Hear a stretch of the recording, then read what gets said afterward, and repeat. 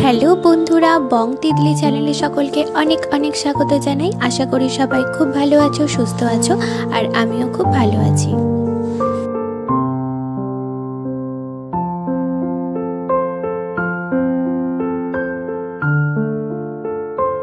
তো আজকে যেদিনে ব্লগটা শেয়ার করছি সেদিন বারটা ছিল শনিবার, আর ভিডিও দেখে বুঝতেই পারছো আমি চলে গিয়েছিলাম কলকাতার আলিপুর জুলজিক্যাল গার্ডেনে।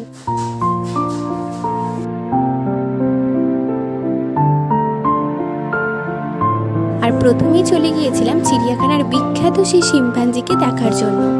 আর যেহেতু বারটা ছিল শনিবার তাই কিন্তু অনেক ভিড়ও হয়েছিল। তবে তোমাদের বলে রাখি, এখানে মাথাপিছু 50 টাকা করে টিকিট নেওয়া হচ্ছিল। আর তোমরা চাইলে অনলাইনেও টিকিট বুকিং করতে পারো আর অফলাইনেও করতে পারো। যেহেতু প্রচুর ভিড় এই সময় হয়, তাই তোমরা যেদিনকে যাবে চিড়িয়াখানায় সেদিন সকাল 9:30 থেকে অনলাইনে যাত্রী সাথী অ্যাপ থেকে তোমরা টিকিট বুকিং করে রাখতে পারো।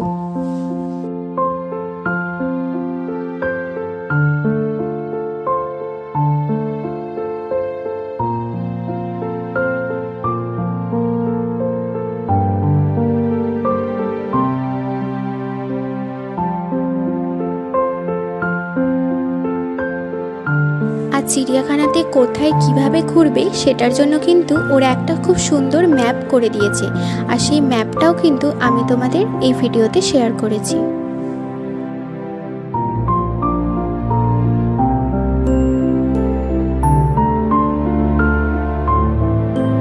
সত্যি কথা বলতে ফ্যামিলি পিকনিকের জন্য বা ফ্যামিলির সবার সাথে আনন্দ করার জন্য এটা কিন্তু একটা দারুণ জায়গা, যেখানে ছোট বড় সকলেই আনন্দ করতে আসতে পারে এবং অনেক কিছু নতুন নতুন জিনিস মানে নতুন নতুন প্রাণীদেরকে এখানে এসে দেখতে পারে।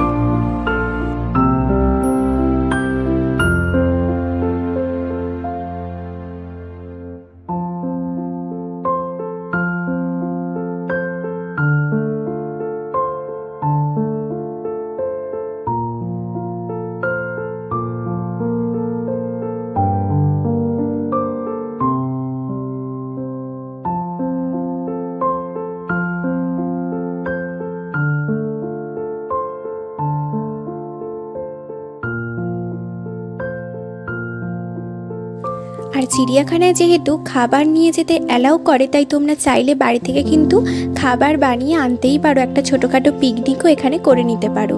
আর আমিও যেরকম বাড়ি থেকেই খাবার বানিয়ে নিয়ে গিয়েছিলাম, কারণ ভিতরে যে খাবারের দোকানগুলো আছে তো সেখানে অতটাও ভালো খাবার দাবার পাওয়া যায় না, আর পাওয়া গেলেও তার কিন্তু প্রচুর দাম। তাই বাড়ি থেকে খাবার করে নিয়ে যাওয়াটা আমার মনে হয় সবথেকে ভালো।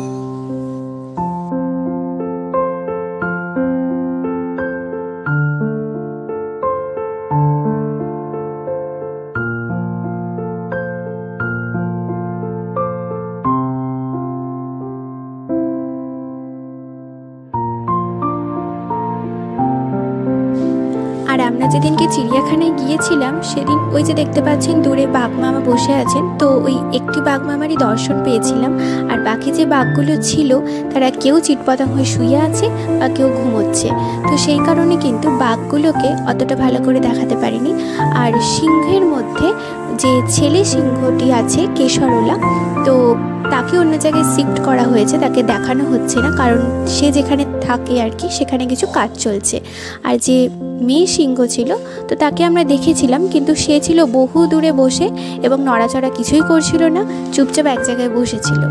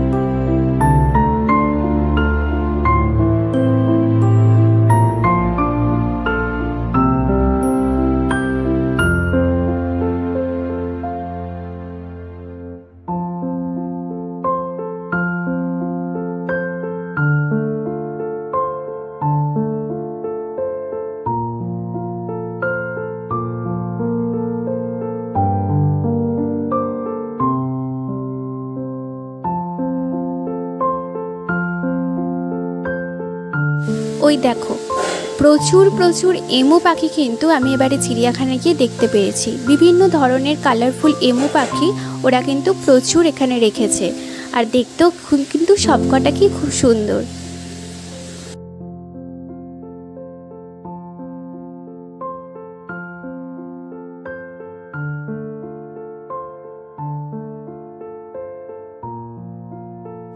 আর এই যে জায়গাটি দেখছো, এটা হচ্ছে চিড়িয়াখানা এবছরের নতুন আকর্ষণ, যেখানে পাখিরা বাইরে থাকবে আর মানুষেরা থাকবে ভিতরে।